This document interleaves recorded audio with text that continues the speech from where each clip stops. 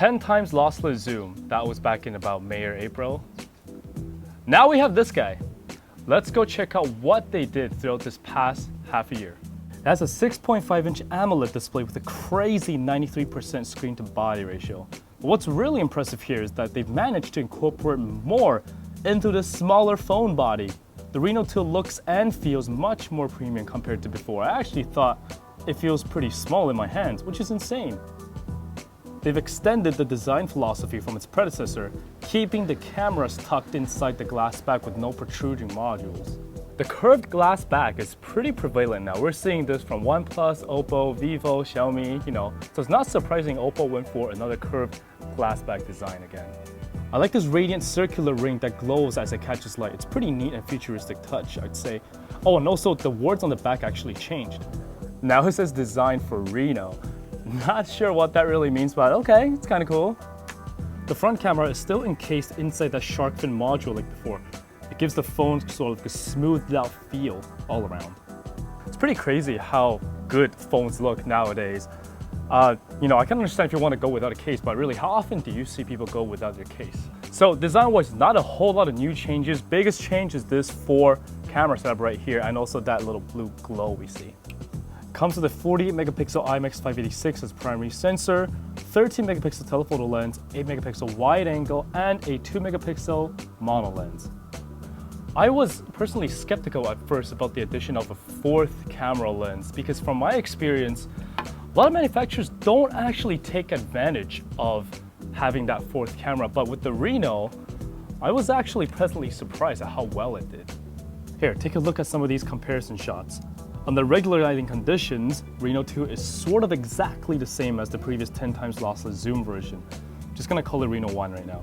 Overall image looks great and natural, textures have all been captured, exposure levels are balanced, but I guess somehow the previous Reno did better in terms of shadow treatment. Again, portrait mode, pretty much exactly the same. Reno 2 looks slightly more saturated. Now, ultra-wide, it's clear that Reno 2 is the overall winner here in terms of backlight exposure control. It looks way better than the previous Reno, so this was done exceptionally well. Same thing over here. Backlight treatment was great. Colors look much more vibrant, exposure levels are at a comfortable state, and the grass looks much more detailed than the Reno 1. But somehow when you zoom in, Reno 2 sort of forgot what to do or something and gave a more foggy image. Reno 1 was still great though, so I'm not sure what happened here.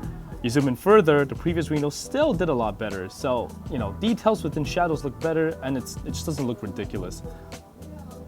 So here are some more attempts at using the Reno 2.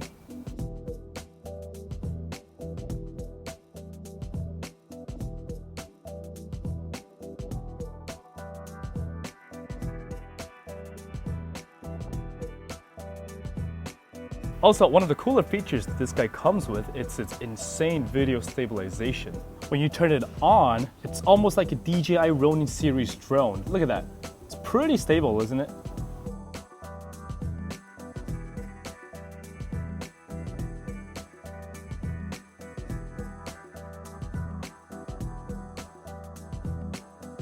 So the 16 megapixel selfie camera is actually pretty good, as you can see. It still comes with AI beautifying effects, but not as crazily as before, as you can see. So even though my skin tone is actually still pretty dark, I don't look like a Korean pop star with this. So props to them, it looks pretty natural. And they don't over-sharpen images too. Powered by the Snapdragon 730, and kind of strange that they didn't go for the 800 series Snapdragons.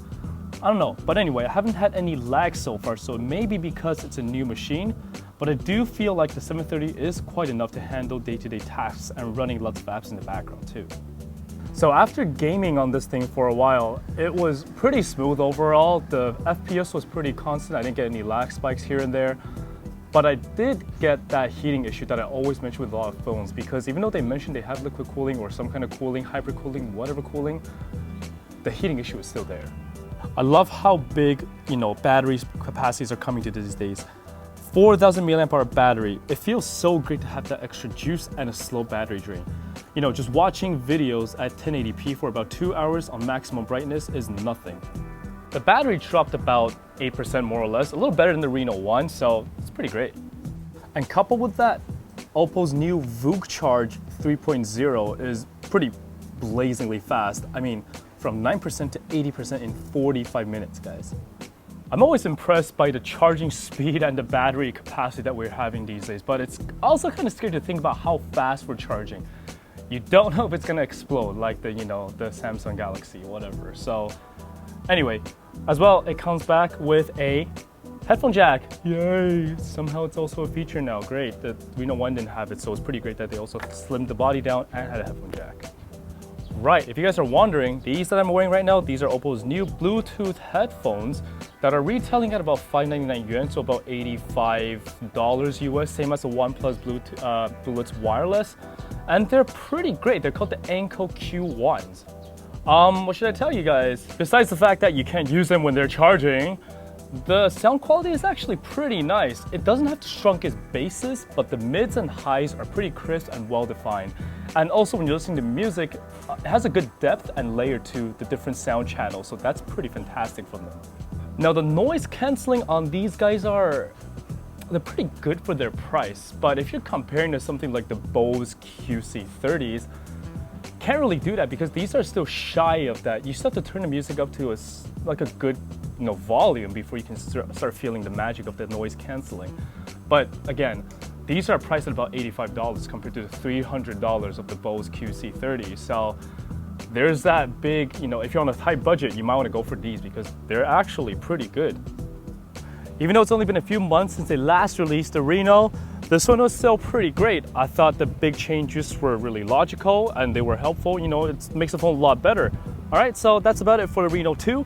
Thanks for watching, guys. I will see you guys later.